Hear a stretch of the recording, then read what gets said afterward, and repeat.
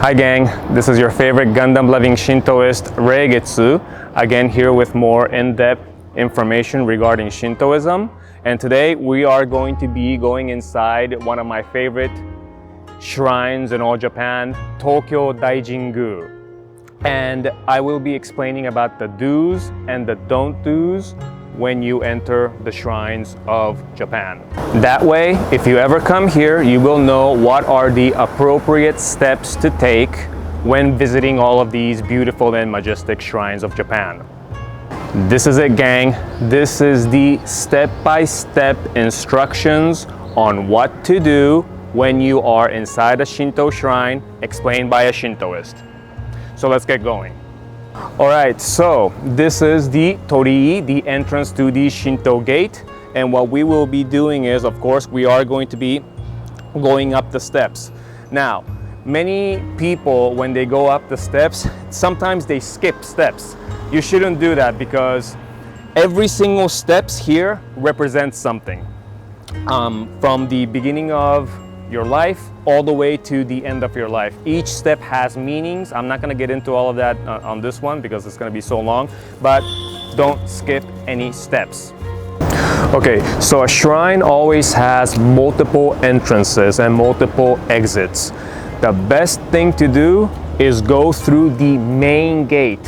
Why? Because that is where all the positive energies flow. The main energy, the divine energy, flows from the main gate. So always go from the main gate and not from the auxiliary entrances and exits.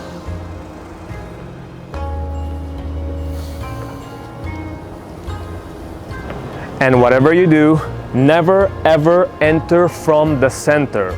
The center is called Seichu, and the reason why we don't enter from the center is because the center is only reserved for the gods. Only the gods can go through the center. We humans have to go from the left or from the right.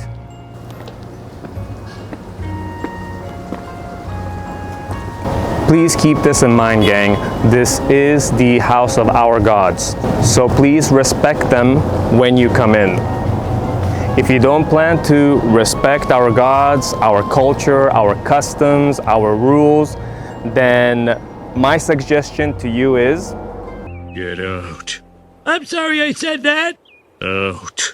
Please don't come in here if you're not going to be respecting them. So please show them the proper respect that I will be explaining to you today. Once we are in front of a torii gate, the best thing to do is come from the left. I know there are some shrines that allow you to come from the right side also, but here, let's keep it traditional, so let's go from the left side.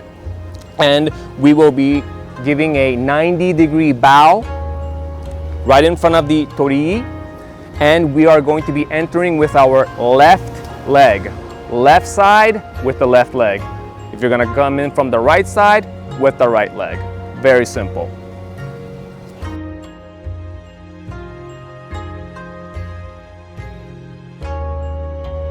And to the left-hand side, we are going to see the explanation of the shrine and all the gods that this place houses. So, Tokyo DAIJINGU was created in 1880, and originally it was called Hibiya DAIJINGU because it was located in the Hibiya district. But after the great earthquake of Kanto, they moved to this present location right now in the Iidabashi district, and it was called Iidabashi DAIJINGU before. But after World War II, they changed the name to what is now officially called Tokyo DAIJINGU, the Great Shrine of Tokyo. So as you can see, these are the names of all the gods that are honored here. And first we have Taiyoshin Amaterasu Omikami-sama, our supreme sun goddess. And after we have Toyouke no Okami, the goddess who brings food to Amaterasu Omikami-sama. And after that we have the Zoka Sanshin. Please check out my previous videos to find out more. Zoka Sanshin are the three original gods that came out in the mythology of Japan. Ame no Minaka Nushi no Kami, Takami Musubi no Kami, and Kami Musubi no Kami. And finally, we have Yamato Hime no Mikoto-sama, who was the Mitsue Shiro, the priestess who found the perfect location in the Mie prefecture, which is Ise, where she found the perfect location to construct Ise-jingu. It is the holiest place in all Japan, especially for us Shintoists.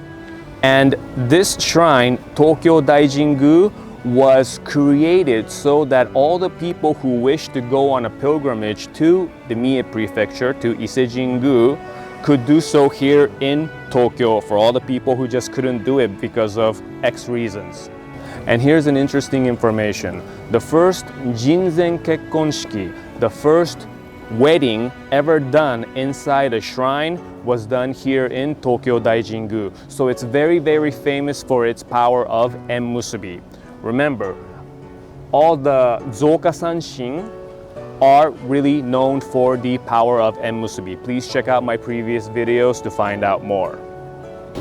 So people from all over Tokyo come here to ask for many different things, from having their business prosper all the way to health. But the most important, let's say, divine power this place has is for enmusubi.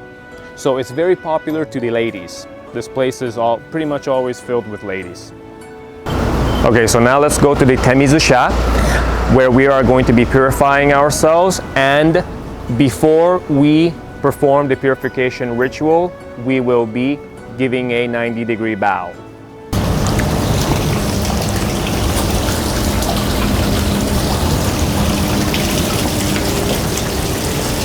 Okay, so this is the famous Temizusha, or Chozuya. This is the place where we purify ourselves before we come inside.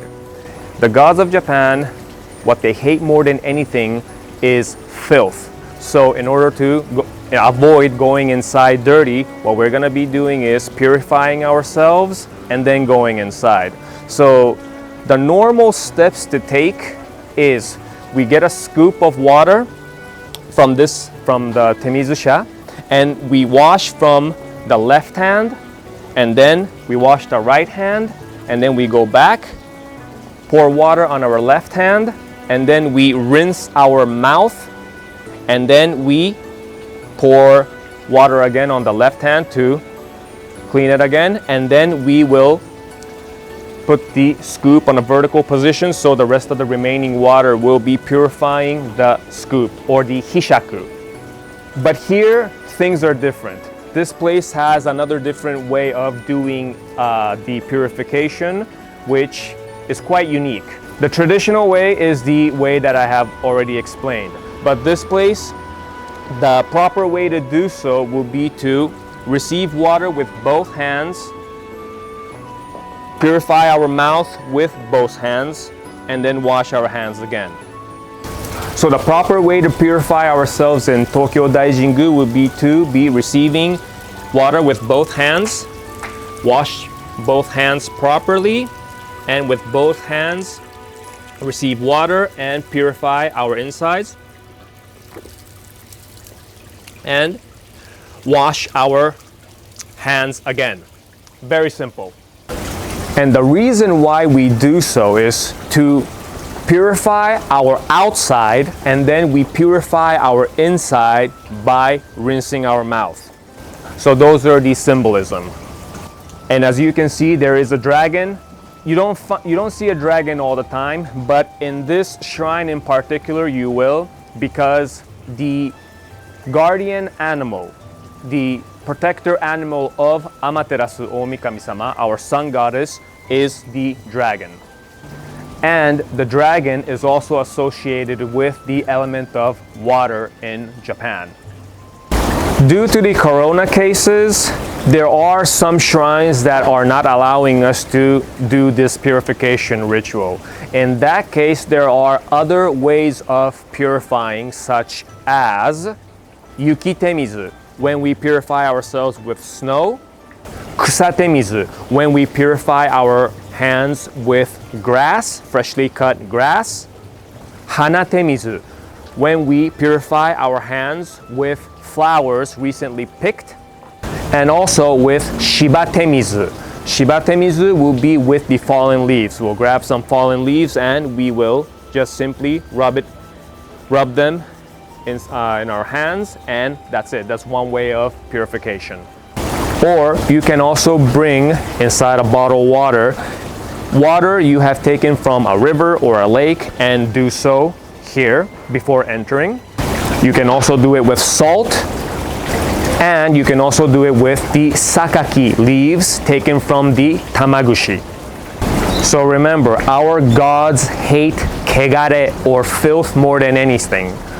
When we go inside someone's house, for example, well, what do? We clean our shoes, for example. We do this, right, before entering someone's house. Well, if we are able to do that for someone else, for a human, then we just don't see a reason why you won't do that to our gods. So please show the utmost respect to our gods by purifying yourself all the time here, okay? Another thing, once you rinse your mouth, please don't spit out the water inside the temizusha, okay? That's disgusting. I've seen some foreigners, some tourists do so, and gang, come on, common sense, right? We're gonna be taking water from there, so please don't spit inside. That's just disgusting. Whatever you do, don't drink the water. It's just for rinsing.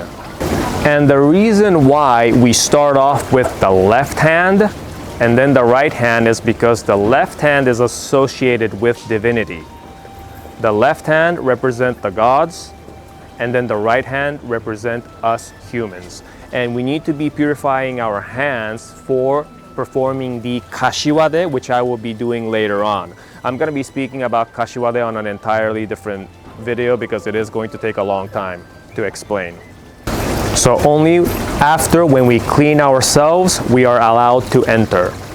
So after we're done, bow.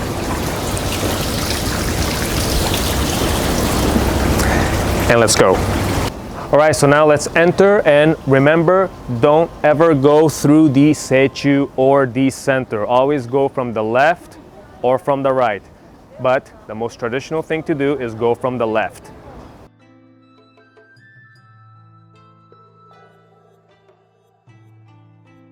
Okay, so in each shrines, there are always the appropriate order to visit.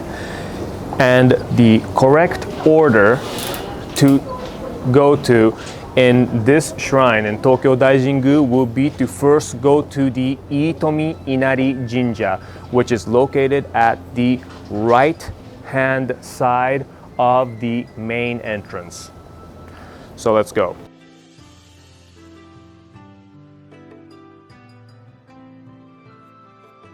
Like I said, this place is quite popular with the ladies, and we have quite a long line of ladies waiting to pray here. So Iitomi Inari Jinja houses two main gods, Inari-shin, Uka no Mitama no Okami, which is the daughter of Susanoo, and Otoko Nushi no Okami.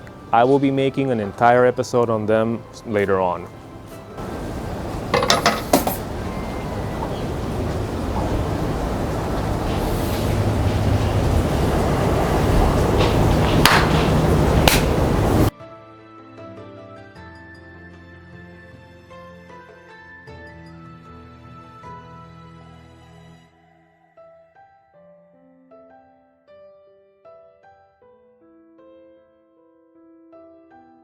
So there was a huge line of ladies right behind me waiting, so I couldn't explain step by step. But as you saw, it's two 90 degrees bow and then two claps, which is called kashiwade, and another final 90-degree bow, just once. And then you come out of the torii, bow down to the torii again, and then we're now going to be going inside the main shrine of Tokyo Daijingu.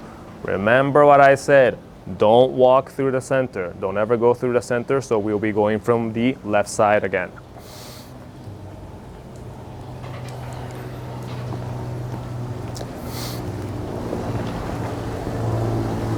Now that we are in the main shrine, what we're going to be doing is we're going to be going up the stairs, have one bow, and then we put our money inside one of those 3 boxes. Never ever throw money to the gods. I sometimes see people doing that. That's just rude, that's just very disrespectful, and I doubt you would like money thrown at you. So if you don't like it, then obviously the gods won't like it either.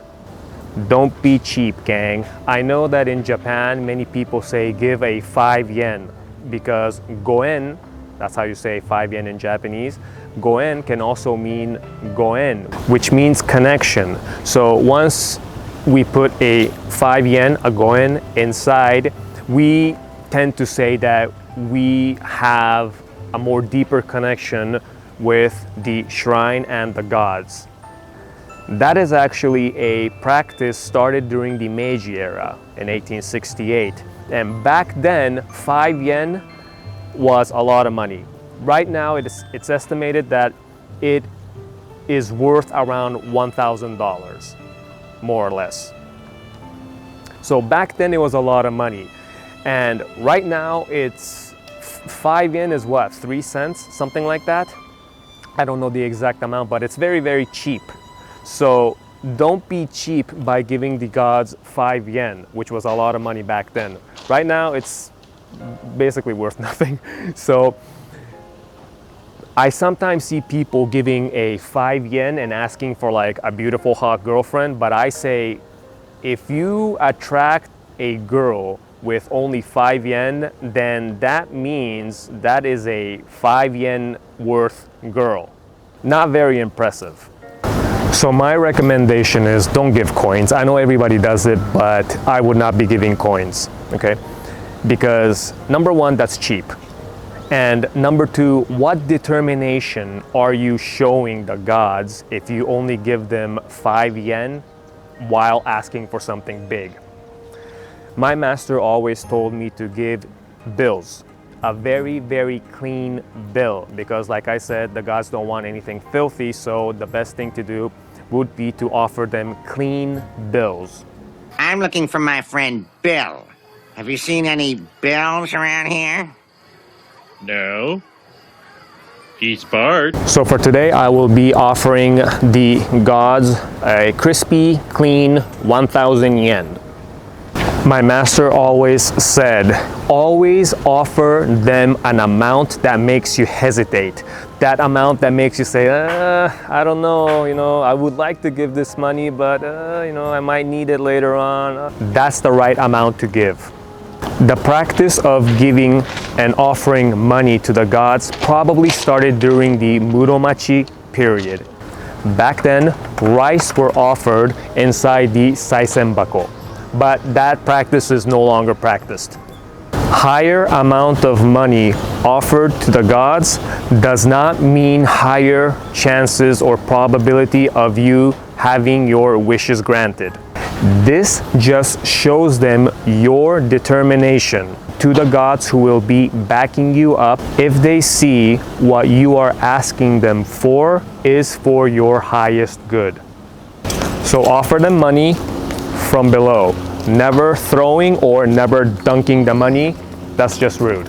In some Shinto shrines, we will see bells which we can ring, which creates sounds which are for scaring evil spirits, not letting them come near the shrine, for example. This shrine in particular does not have that, okay? But if you are ever in a shrine where you do see bells, ring it using a forward-backward motion, never sideways, because there could be people right beside you and you could be causing inconvenience to them. So always ring the bell with a forward-backward motion, and after that, step to the left or step to the right and pray there. Always let the people who are behind you come and do their prayers also, because in Shintoism, we do pray for a long time. So you ring the bell and then you step to the side, and from the sides, you can just pray as long as you want.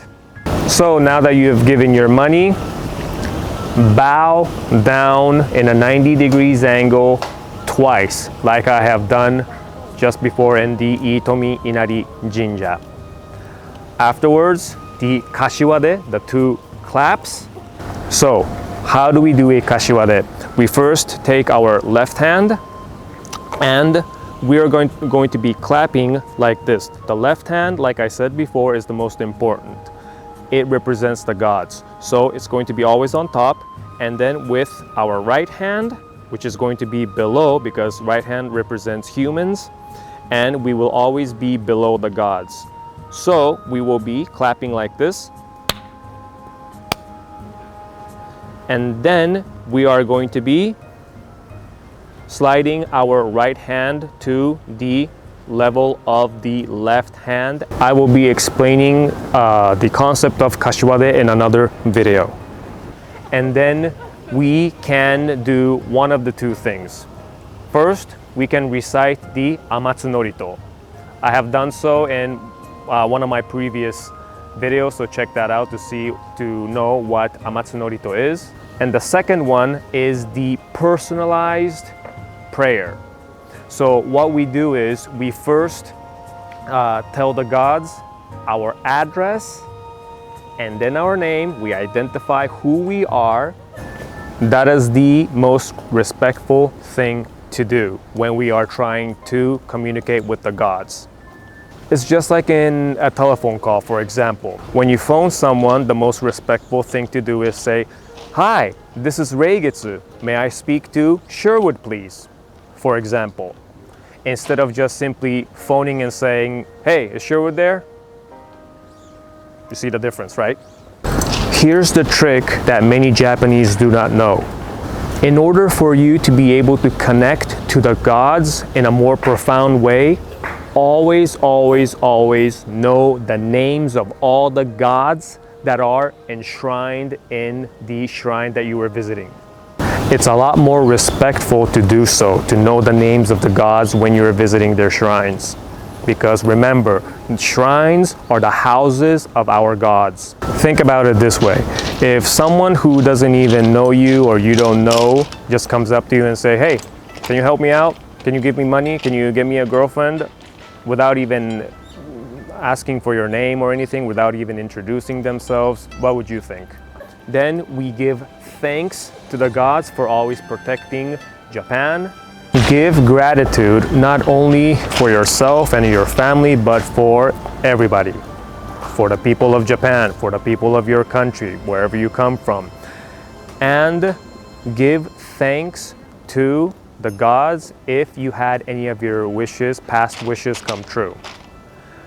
And we can pray for the safety of the country, the safety of the people, of the imperial family, and then inform them of your present situation and what you wish to accomplish, to what kind of a person you wish to evolve into, and inform them of your determination to become that, and showing them and transmitting to them and communicating to them that you will be doing your part. And ask them for their support so that we have a powerful backup guiding us and helping us along the way. That is the correct Shinto way. This is the biggest mistake people make when they come to shrines. They just ask, and that's it. How would you feel about that one person who always asks you to do things, always asking you, give me, but never offers you any gratitude? Not a pleasant person to be around, right? Everybody wants something for nothing. I'm old. Gimme. Remember, always asking for things and making selfish wishes is not the Shinto way. It might be like that in other religions, but remember, in Shinto, what we try to do is we try to awaken the God from within. Remember, Shinto shrines aren't for asking for your wishes to be granted. And I know I've been saying wishes this entire time, but remember, this is a place to give thanks, inform them of our determination, and ask for that one push, that divine push the divine help so that we're not alone in this. So we try to do everything and manifest everything ourselves with the gods backing us up. We do the 99% of the work, and the gods give us that powerful 1%, which is more than enough for us humans, which is a very, very powerful 1%. So always, always, always give lots of gratitude to our gods if you have actually asked them to back you up. We have a saying here, 一つの願い事に二つの感謝, which means 2 gratitudes for 1 wish granted. And for the moment, I have had all my selfless desires come true. And the final thing to do is give that 190-degree bow, and you're done. So let's go up there, and then I will be demonstrating what to do now. In many Shinto shrines, you do see komainu or shinshi, the guardian animals of the particular god. In this shrine in particular, we do not have the komainu. So normally what we do is, in this shrine, instead of bowing to the guardian animals, we bow to the 2 lanterns that you see to the sides. As you can see in the insignia, there is a symbol of hanabishi in the center of the Kikunogomon, which is the insignia of the imperial family.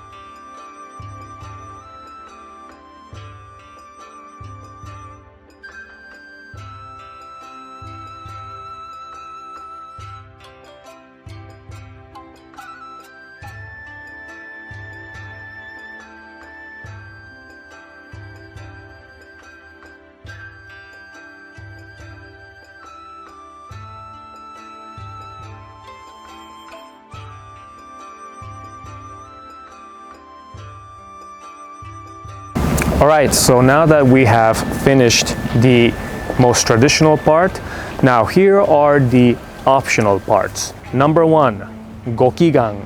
Gokigan is when we actually go inside the shrine and perform a more personalized ritual to connect ourselves more profoundly with the gods. We cannot record what goes inside the shrines during the Gokigan, like I have already mentioned in my previous video, so I'm not going to be participating in one today. Once the Gokigan is done, they will always give you a bag of goodies, which I will also be explaining in another video. So as you can hear the drums, they bang the drums before and after the Gokigan, or also called Gokito. The optional part number 2, Omikuji. Omikujis are the divine messages that the gods want to transmit to us. So the correct steps to take is, you have to first ask a question to the gods. So during the prayer, what you can do is you can actually ask them a question regarding anything. And depending on which omikuji you would like to take, there are the health ones, there are the prosperity ones, there are the love ones. Like I said, this place is very, very famous for the love omikuji, because this is the place to unite people. So there are quite a lot of omikujis, the divine messages of God regarding love. So remember, you have to always ask them a question. You can't just come in here and just take an omikuji to see if your luck is going to be great for this year or next year, or if it's not. Always ask a question. So now I am going to be picking one omikuji. So insert 200 yens and I will be picking one. So the trick is just put your hand inside and then just grab whatever it is that touches your hand first and then just pull it out. Don't put your hand inside and just try to get that perfect one, because that's not going to happen, okay? The best way to do it is just dip your hand inside, whatever omikuji you touch first, just pull it out, because that is the correct omikuji for you.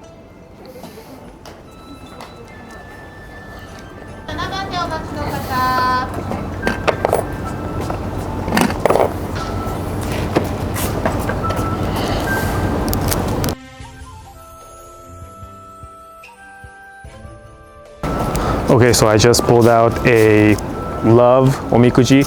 Let's see what the messages of the gods are regarding my love life. Okay, so this is what I just pulled out. This is the mistake many people make.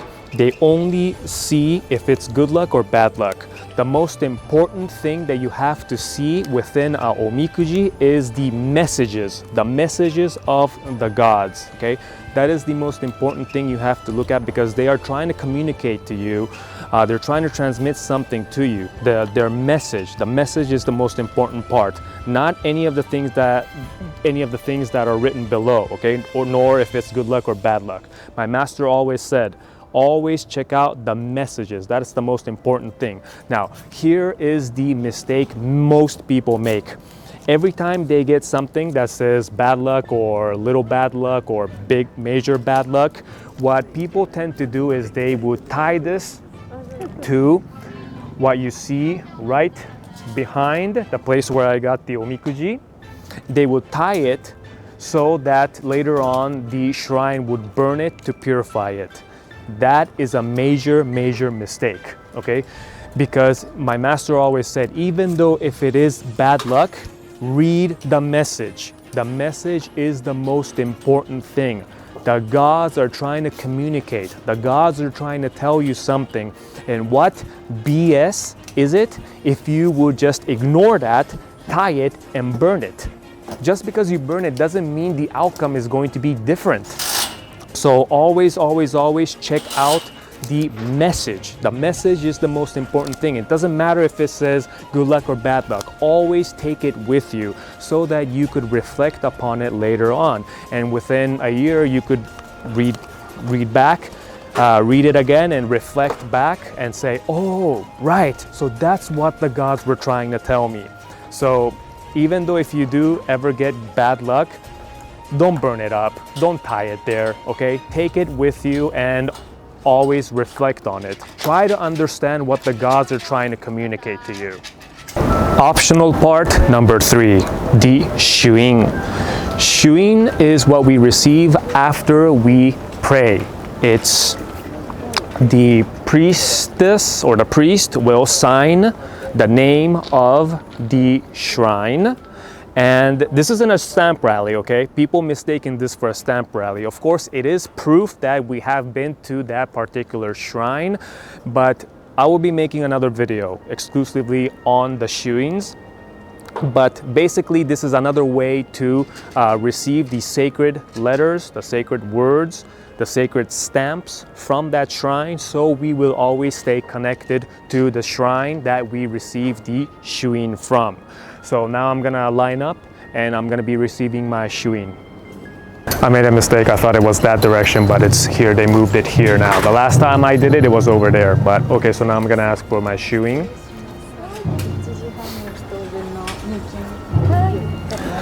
Shuin お願いします。お続きでよろしいでしょうか。はい。お続きのはい、お続きはいお願いします。かしこまりました。おちらの続きではい、お願いします。はい、かしこまりました。どうも500円のお納めでございます。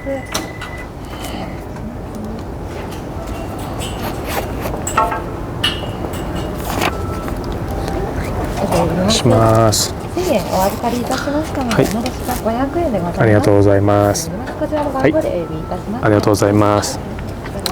So now they give you a number and they are going to be writing the name of the shrine. So go wait. Alright, so I just received my shuin of Tokyo Daijingu. Very beautiful indeed. And they also give you this very beautiful stickers. Okay, so optional number 4 will be the omamori. Omamori are kind of like, they are gods in itself, okay? They are the wakemitama, the divided spirits of the gods, so you have to treat it like God. I see some people actually dangling this on their backpack, and that is no way to treat an omamori, okay? It's kind of like a connection, it's like an antenna. You have their powerful spirit with you at all time if you get a omamori. Don't ever say, do you sell them? Okay, that's like asking, do you sell gods? We don't sell gods, so we have to always say, may I receive an omamori? Okay, so I just got my Enmusubi omamori, the omamori of connecting myself with that special someone. And I've heard, it's just a rumor, but I heard that the purple one is the most popular and the most powerful. So that's the one that I got. So I will be opening this up later on. Yeah, so remember to treat this like God. So the final optional part will be to get an Emma. I will be doing another entire episode on Emma later on, but basically this is another way to ask the gods for something. So behind we will be writing our name and what we are asking them for. My master always told me, don't ever put selfish desires on a Emma. Okay, so always ask for something that benefits everybody. So that is what I will be doing right now. Alright, so this is what I wrote on my Emma. Kohisu Yasaka, which means long live the imperial family, or may the imperial family thrive. And my name, Watarai Reigetsu. And now I am going to be hanging this up with the rest of the Emmas.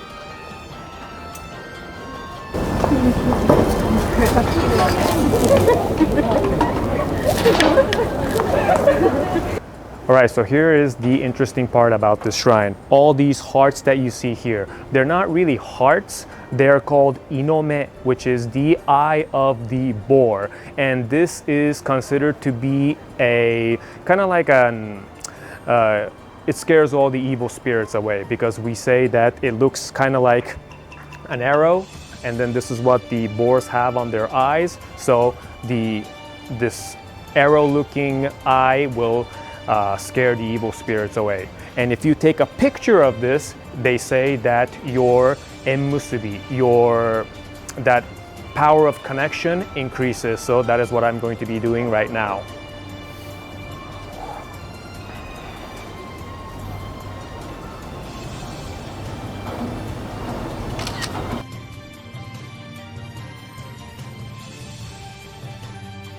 Okay, so here's another interesting part about the shrine. This tree, Goshinboku, it's more than 100 years old. And they say that if you take a picture of this Goshinboku and put it as your screensaver for your iPhone, your smartphone, then your love luck will increase. So that is what I'm going to be doing right now, taking a picture of this and later on putting it as my screensaver. Excellent.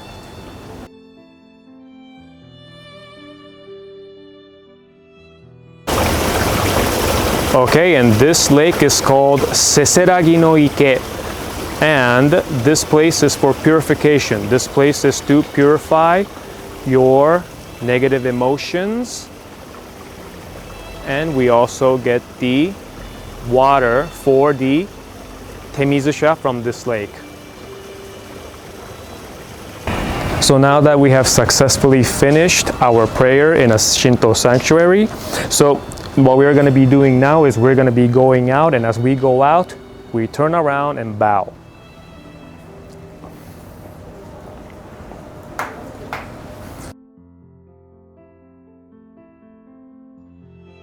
And as we come out of the torii, as we are exiting, we also turn around and take the one final bow.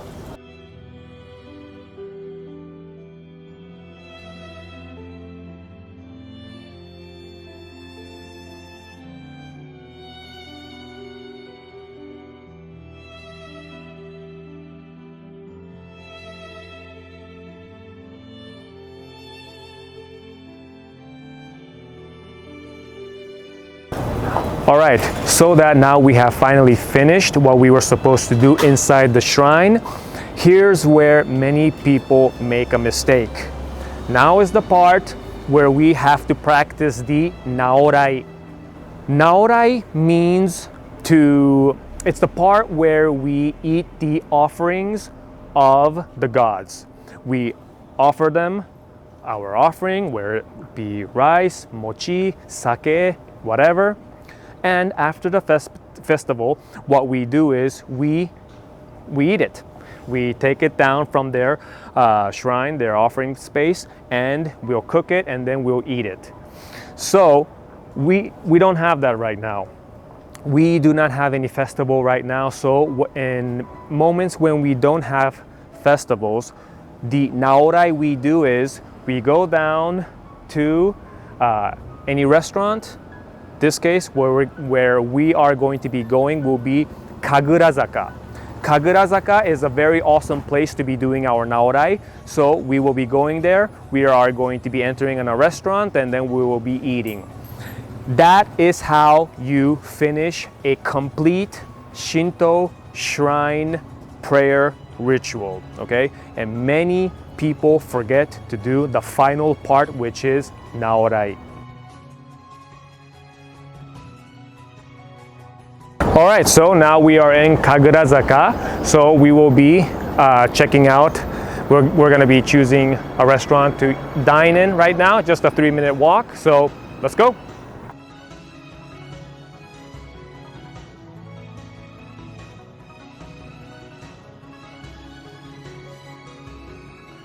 We're now going to enter Fujisoba to conclude our naorai. So let's get going. Finally, the food is here, and this concludes the naorai. And once naorai is concluded, then we finally finish the entire process of a prayer in a Shinto shrine. That was fast. So thank you so much for watching this. Please like, comment, and subscribe. And I will see you on the next video. Yasaka!